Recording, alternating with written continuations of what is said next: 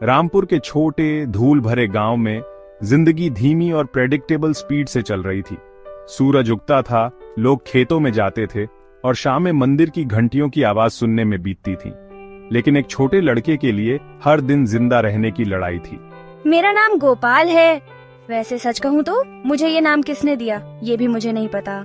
वो एक बच्चे के रूप में एक पतले कपड़े में लिपटा हुआ गांव के मंदिर की सीढ़ियों पर मिला था। गांव वालों ने उसे अनाथ कहा, एक ऐसा शब्द जिसे वो समझता नहीं था, लेकिन हर दिन उसकी चुभन महसूस करता था। वो सड़कों पर भटकता रहता था, उसका छोटा पेट भूख से गुड़गुड़ाता रहता था।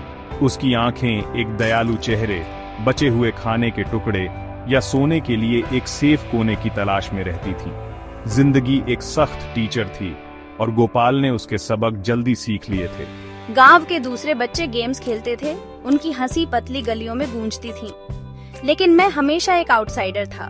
वो उससे दूर भागते थे, उसे नाम से बुलाते थे। उनके पेरेंट्स ने उन्हें बिना परिवार वाले लड़के से दूर रहने की वार्निंग दी थी। वो उन्हें दूर से देखता था, उसके दिल में एक गहरा दर्द था। अकेलापन उसका इकलौता कांस्टेंट साथी था। उसने छोटी छोटी चीजों में कंफर्ट ढूंढना सीख लिया था। एक ठंडी रात में उसके बगल में सो रहे आवारा कुत्ते की गर्मी, एक चुराए हुए आम की मिठास या एक स्ट्रेंजर से मिलने वाली रेयर पल भर की मुस्कान। मैं अक्सर अपनी माँ के बारे में सोचता था।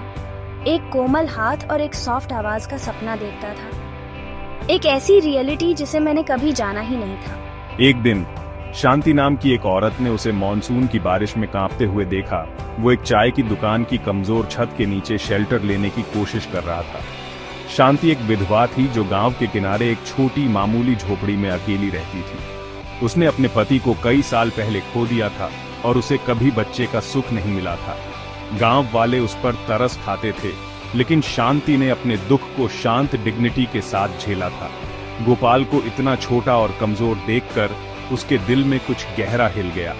यह एक ऐसी फीलिंग थी जिसे उसने लंबे समय से दबा रखा था, एक मां बनने की गहरी दर्द भरी इच्छा।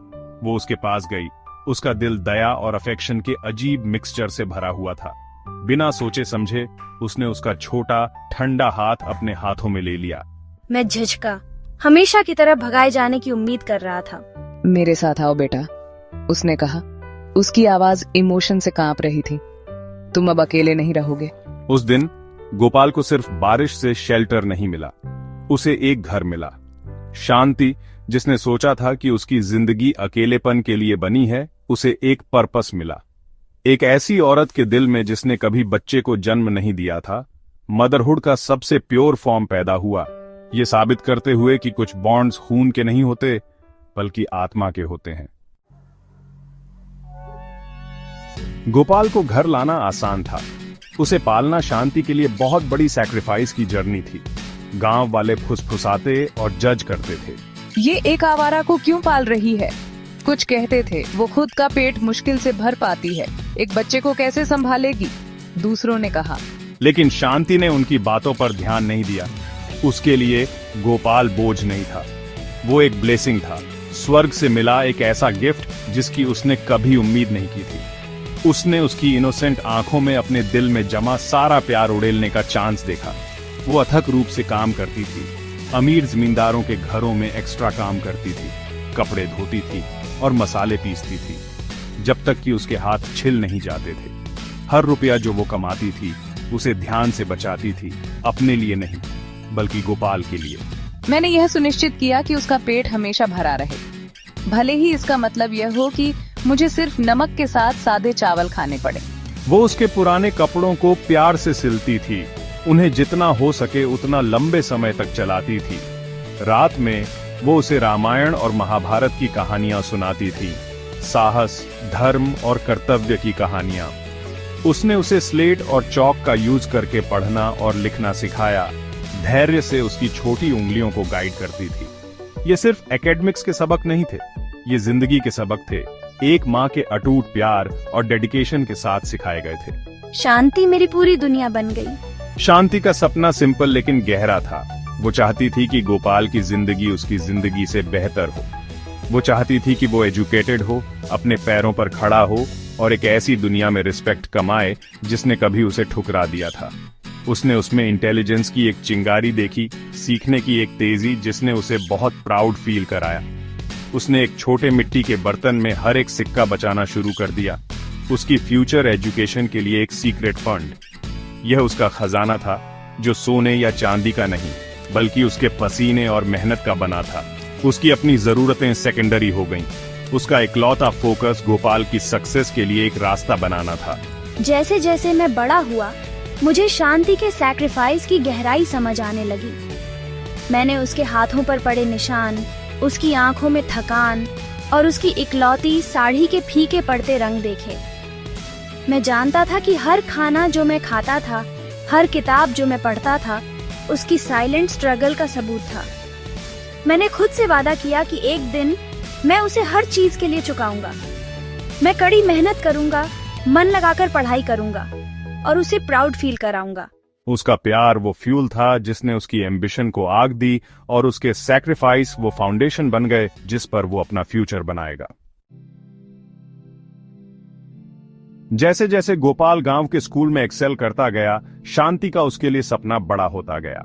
गांव के स्कूल मास्टर ने उसे बताया, शांति बहन, आपका बेटा एक्सेप्शनली ब्राइट है, उसे आगे पढ़ना चाहिए, उसमें कुछ बड़ा बनने की पोटेंशियल है। ये शब्द उसके कानों के लिए म्यूजिक थे, लेकिन उन्होंने चिंता की एक लहर भी लाई। आगे की एजुकेशन का मतलब शहर जाना था, जिसके लिए उससे ज्यादा पैसे की जरूरत थी जितने उसने कभी देखे नहीं थे। मिट्टी का छोटा बर्तन, उसकी जिंदगी भर की सेविंग्स से भरा हुआ, अचानक कम पड़ने लगा। लेकिन शांति हार मानने वाली नहीं थी। गोपाल के ब्राइट फ्यूचर के विचार ने उसे ऐसी ताकत दी जिसकी उसे कभी पता नहीं थी। शहर में उसकी कॉलेज एजुकेशन को फंड करने के लिए मैंने अल्टीमेट सैक्रिफाइस किया। मैंने अपनी इकलौती वैल्यूएबल चीज बेची, सोने की बालियां, मेरे दिवंगत पति का आखिरी गिफ्ट। उन्हें अलग करना मेरे अपने दिल के एक टुकड़े को अलग करने जैसा था, लेकिन मैंने बिना किसी हिचकिचाहट के किया। जब उसने गोपाल को पैसे दिए, उसकी आंखें आंसुओं से भरी थीं, लेकिन उसकी आवाज मजबूत थी। जाओ बेटा, मेरी चिंता मत करो, बस मन लगाकर पढ़ाई करो और अपना नाम कमाओ, मुझे बस यही चाहिए। गोपाल ने पैसे पकड़े, उसके हाथ कांप रहे थे, उसे उसके सैक्रिफाइस का बहुत ज्यादा वजन समझ आ रहा था। शहर में जिंदगी मेरे लिए एक नई चुनौती थी। मैं एक छोटे भीड़ भरे कमरे में रहता था, एक डिम बल्ब के नीचे दिन रात पढ़ाई करता था। हर बार जब मैं थका हुआ या डिस्करेज्ड फील करता था, तो मैं गांव में अपनी माँ के बारे में सोचता था। मुझे उसका थका हुआ चेहरा, उसके हाथों पर पड़े निशान और उसके कानों में खाली जगह याद आती थी जहाँ सोने की बालियां हुआ करती थीं। यह याद एक पावरफुल मोटिवेटर थी। उसने जबरदस्त डिटर्मिनेशन के साथ पढ़ाई की, उसके सैक्रिफाइस को बेकार न जाने देने की इच्छा से प्रेरित होकर। उसने अपनी क्लासेस में टॉप किया। उसके प्रोफेसर्स उसकी डेडिकेशन और ब्रिलियंस से हैरान थे। उसका गोल क्लियर था, वो डॉक्टर बनना चाहता था। उसने मेडिसिन को सिर्फ एक प्रोफेशन के रूप में नहीं देखा, बल्कि लोगों की सेवा करने के तरीके के रूप में देखा, दूसरों को ठीक करने के तरीके के रूप में देखा, जैसे शांति के प्यार ने उसके खुद के अकेले बचपन को ठीक किया था। उसने अपनी सारी एनर्जी मेडिकल एंट्रेंस एग्जाम की तैयारी में लगा दी, जो देश की सबसे कठिन एग्जामिनेशंस में से एक थी।